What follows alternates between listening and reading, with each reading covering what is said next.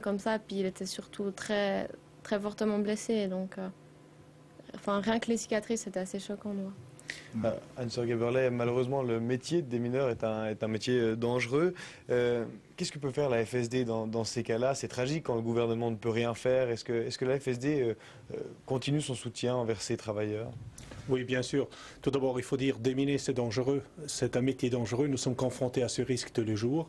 Et malgré toutes les précautions de sécurité, les accidents arrivent régulièrement. Maintenant, pour ces cas précis, nos collaborateurs sont assurés auprès d'une assurance internationale. Ils ont au moins une compensation financière suite à ces accidents. Mais c'est clair, c'est très touchant de voir un petit jeune qui a essayé de bien faire, qui a choisi ce métier et qui est maintenant blessé, qui est handicapé pour le reste de sa vie. Alors pour aider les démineurs, la FSD au Tadjikistan comme à d'autres endroits fait appel à des chiens spécialisés. Au Tadjikistan, vous avez pu justement lors de ce voyage les rencontrer. Sophie, racontez-nous un petit peu comment ça s'est passé, où est-ce qu'on vous a amené. On va découvrir les images en même temps. Comment s'est passée cette visite? Donc on est allé au centre canin. D'abord, on a fait, je crois, une demi-heure, une heure de route. On est arrivé et puis c'est vrai qu'on a tout de suite vu un chien qui travaille avec un démineur. On nous a d'abord fait une petite présentation en nous expliquant le nombre de chiens. Et puis ensuite on est allé au centre, on a visité, puis on est allé dans le local vétérinaire. C'est ce qu'on voit justement à l'image maintenant. On vous a expliqué les soins qu'on portait à ces animaux? Les soins qu'on pouvait porter, on a par exemple vu un chien qui se faisait soigner. Donc le vétérinaire lui faisait des piqûres. Et puis ensuite on a vu un chien qui faisait un parcours. À la FSD, les chiens, c'est une piste qu'on développe notamment dans les régions montagneuses comme le Tadjikistan où les machines ne peuvent que difficilement accéder.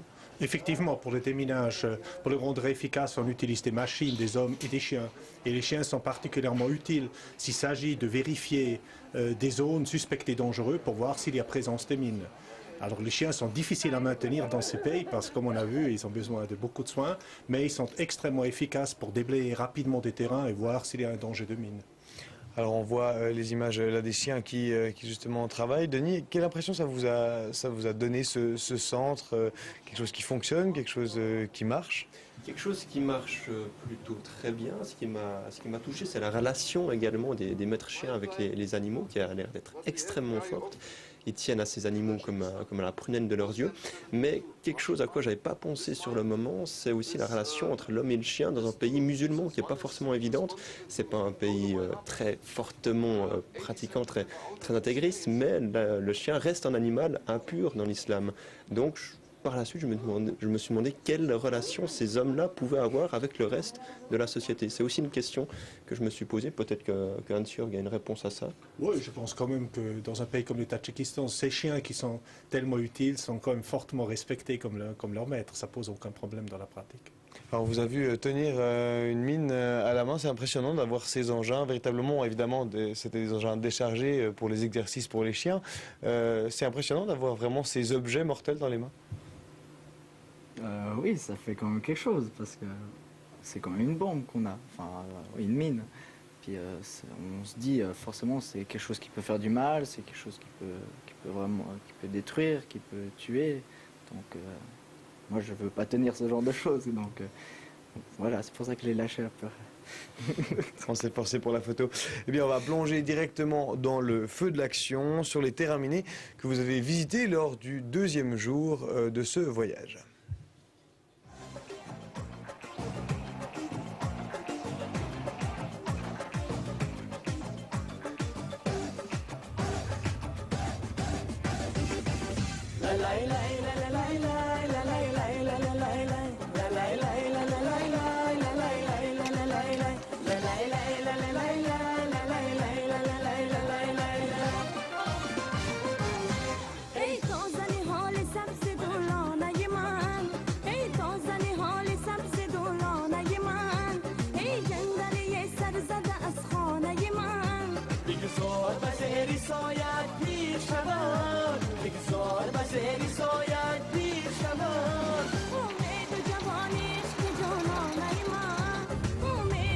J'aimerais juste voir la petite démonstration. C'est là où on va vraiment se rendre compte de ce que... Ouais. باشم که در رای بدرم سنما سنما سنما سنما سنما سنما مثل گل خیمه زنی گرد سرم مثل گل خیمه زنی گرد سرم سنما سنما سنما سنما سنما سنما شش باشم که در رای بدرم. C'est quoi qui le motive à faire ce travail? Enfin, il aime quoi dans ce travail? Parce qu'il dit qu'il aime ce travail, mais c'est quoi qu'il aime? Si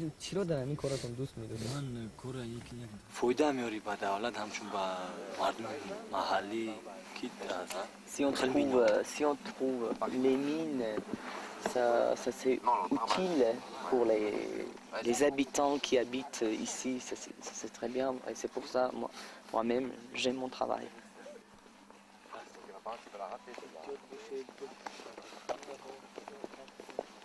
On arrive comme ça, on se demande qu'est-ce qu'il y a, on est curieux, et puis on se pose pas trop de questions, puis on suit. Puis après quand on voit que c'est des vraies mines, il y a une vraie détonation, enfin un vrai détonateur, et puis qu'on peut se dire que là, si quelqu'un trébuche, je sais pas, un faux contact, ça peut exploser. On se dit sympa quoi, on est juste à côté, on voyait les gens qui manipulaient à côté. Ok, alors ça fait tout drôle.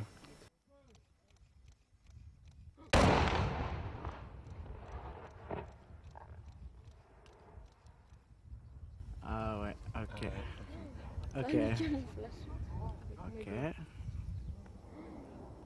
Indescriptif, ça choque, c'est effrayant quoi. Dire que c'est juste 31 mines, puis ça fait cette intonation, c'est fou les boules. Ouais, ça fait peur et puis ben ça fait comme on se l'imaginait. Là il y avait des entrepôts de munitions je pense, et puis ils ont miné le terrain. Puis là ils ont enlevé mais il reste toujours les mines dans le sol. Puis là ils vont avec un chien, le premier ils vont avec un chien, le chien il cherche parce que lui il repère par la poudre, il cherche, il s'assit dès qu'il a trouvé, après ils le font venir parce que pour lui c'est un jeu là. Trouver des poudres, il est tout content, on voit sa queue qui bouge. Puis alors, il lui donne une petite boule quand il a trouvé, pour le récompenser. Et puis après, pour vérifier, ils envoient encore un deuxième chien. Puis c'est là que le chien, il y a l'autre chien, peut-être il peut tomber sur d'autres fragments, enfin sur d'autres mines. Donc c'est là qui est un peu compliqué, c'est que s'il trouve une autre, il faut encore vérifier et tout. C'est ça qui est long. Puis après, ils vont vérifier avec des détecteurs de métaux. Et après, suite. La suite, on la connaît, c'est l'explosion des mines sur place. C'est quelque chose, cette explosion, à vivre, Sophie? C'était très, très impressionnant. Déjà parce qu'on voit vraiment l'impact que ça a, mais aussi on a pu voir que par exemple le bruit, il venait bien après l'explosion en elle-même. Alors c'est un vrai travail de fourmi que font ces deux mineurs. On voit les chiens, c'est une fois, deux fois, il faut vérifier. Ensuite c'est la sonde de métal, ensuite c'est les sondes à la main. Quand vous rendez un terrain, à quel point vous pouvez être sûr qu'il ne reste plus rien? Alors nous, on travaille comme toutes les organisations de déminage qui se respectent selon les normes internationales. Il y a des normes internationales qui décrivent très bien comment il faut faire le déminage. Et ce qui s'appelle le déminage humanitaire se veut garant d'une sécurité de 99,7%. Ça veut dire que quand nous rendons un terrain, nous devons être sûrs, tout simplement sûrs qu'il n'y ait plus une seule mine. Et ceci explique aussi les grands efforts qu'il faut déployer pour vraiment s'assurer qu'il n'y ait pas des mines qui restent. Et on l'a dit, la FSD a 10 ans, en 10 ans, est-ce qu'il est arrivé des incidents? Non, il n'y a pas eu des incidents. Ce que nous avons eu, comme on l'a vu, des démineurs qui ont été blessés, mais on n'a jamais eu le cas où des mines ont été trouvées dans un terrain qui a été restitué par notre fondation. Alors on l'a dit au début de cette émission, ce voyage c'était aussi une rencontre. Vous avez dialogué, vous et votre classe, avec un jeune démineur, Tengiz Show. On va tout de suite le rencontrer avant d'aller au Tadjikistan. Là-bas, bien sûr, vous allez le retrouver, mais on va voir, c'est pas toujours facile de communiquer.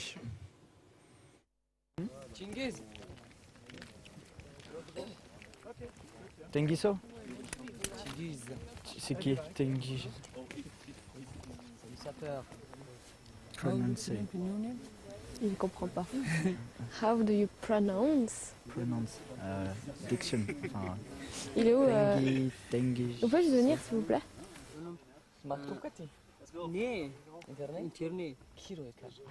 Chocolate.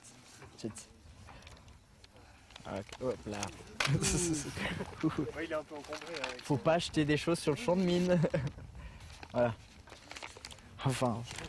Parce qu'il a jamais entendu parler de la Suisse. Oui. Il a jamais entendu. Oui, ouais. Et il ne sait pas. Il a rien entendu parler de la Suisse. La Suisse, c'est comme, il faut lui dire. Ah, il a Denis, visité seulement la Moscou. t'as pas encore une carte postale La par Russie, hasard? Moscou. La Suisse, il faut dire, c'est comme ici, avec des montagnes un peu plus grandes, plus enneigées.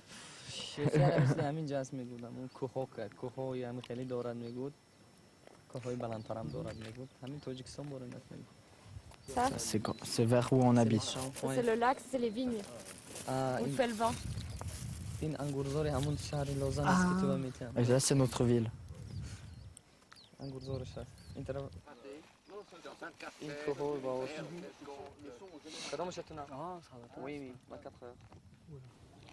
Ah, il y a eu des bons rires sur le plateau hein, pendant ce sujet. C'était vraiment pas facile, la barrière de la langue. Est-ce que vous avez réussi à garder un certain contact avec Tengiz Show depuis ce voyage? Alors en fait, pour être franc, on s'est remis dans les études. Enfin, on a été replongé parce qu'on a eu des tests et tout. Alors, on n'a pas vraiment repris contact, mais on va faire ça. On a les vacances maintenant, donc on va reprendre contact avec lui. Est-ce que vous avez l'impression d'avoir quand même pu échanger un petit peu avec lui? Oui, enfin pas à ce moment-là, pas au moment où on était sur le champ de mine. Mais après, quand on l'a rencontré, après qu'on est allé dans sa famille, on a pu beaucoup plus dialoguer avec lui parce qu'on avait le traducteur qui était avec nous. Alors justement, ce moment dans sa famille, hein, c'était je crois un des moments un peu féeriques du voyage. Tous ceux qui étaient là, en tout cas, l'ont beaucoup apprécié. On va voir des images du repas, du banquet qui a été préparé par la famille de Tengiz Show. J'imagine, Michael, que ça rappelle des bons souvenirs, ces images. Oui, tout à fait. On voit ici, ils vous ont donc accueilli, lavé les mains. Qu'est-ce qui s'est passé ensuite? Alors ensuite, il nous a amenés dans une pièce où on a vu notre grande émotion, plein de bonnes choses à manger par terre, comme on peut le voir sur l'image. Qu'est-ce qu'on mangeait par exemple? Alors le nom, je sais plus, mais un gros pain. Je sais plus si quelqu'un peut m'aider pour le nom, je sais plus. Bon bref, c'était pardon. Non, le nom, je crois pas. Un nan, une sorte de nan indien qui se déchire avec lequel on mangeait. Ouais, puis on le trempait dans du riz. Enfin, on prenait avec du riz, avec du riz et de la sauce. Enfin, je sais pas trop les noms, mais c'était très bon en tout cas.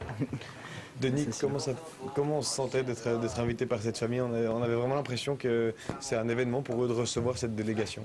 Ben, c'était assez gênant en fait, parce que c'était en effet un gros événement de nous recevoir et les plats qu'ils nous avaient préparés, ils avaient préparé 2 plats à la suite, plus des friandises, mais une myriade de choses, c'était impressionnant. Donc on était très gênés parce qu'en plus on a dû partir assez rapidement, on n'a pas eu le temps vraiment de profiter de ce moment comme on aurait pu, mais c'était très impressionnant. En plus ils avaient préparé tous les coussins dans la chambre des amis, donc c'était vraiment très impressionnant. Vous avez mangé avec les doigts, Sophie, c'est possible donc de manger du riz avec les doigts? Oui, c'était la première fois, c'était très chaud, c'était dur, mais je suis arrivée. Denis, encore une question pour vous. En tant que journaliste, comment étaient les gens avec les caméras, les journalistes qui leur tournaient autour? Quel accueil on vous a réservé? Mais on n'avait pas l'impression que ça les gênait énormément. Je pense qu'on avait dû les avertir quand même un peu à l'avance. Il y avait beaucoup de timidité de la part des enfants. De la part des femmes également, il y avait une grosse séparation entre les femmes de la famille et les hommes de la famille. On n'a même pas su vraiment où dormaient les femmes, en fin de compte. Quand on avait fait visiter la maison, on nous a montré la chambre du père, la chambre du frère. Les femmes de la famille, on n'a jamais su où elles dormaient exactement, mais l'accueil était bon et ça gênait pas. Le micro n'avait pas l'air de les impressionner du tout, ni même la caméra apparemment. Alors on a vu un peu ce que nous on a retiré de cette rencontre. Je pense qu'on découvre ce que l'autre partie en a pensé. Tengiz Show à l'interview à l'aide du traducteur, prof de français à l'université de Douchanbe qui nous a beaucoup aidé pendant ce voyage pour faire la traduction. On écoute donc cette interview. Дидмирдес кишинохтун камио катима мисол через интервью сауал жооп кадагым. Il a dit que quand j'ai vu les 2 étudiants qui sont venus de Suisse, et tout de suite j'ai reconnu parce qu'il m'a envoyé les photos. J'ai pas appris maintenant, mais au futur je veux contacter avec eux et je veux savoir beaucoup de choses sur la Suisse. Je suis en fière parce que je veux montrer mes affaires, mon travail ici, n'importe où. Et en Suisse aussi, je peux faire ça. Alors, ils sont très sympas.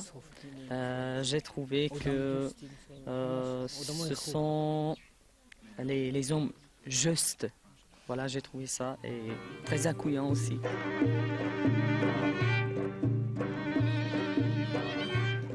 احکامی تو از خدای عالم عالم همگی تو را مسلم سلطان و وزیر و شاه و علم شاگرد و معلم و معلم ای دینی مبینی پاک منظر از بوی خوشت جهان معطر ای دینی مبینی پاک منظر از بوی خوشت جهان معطر.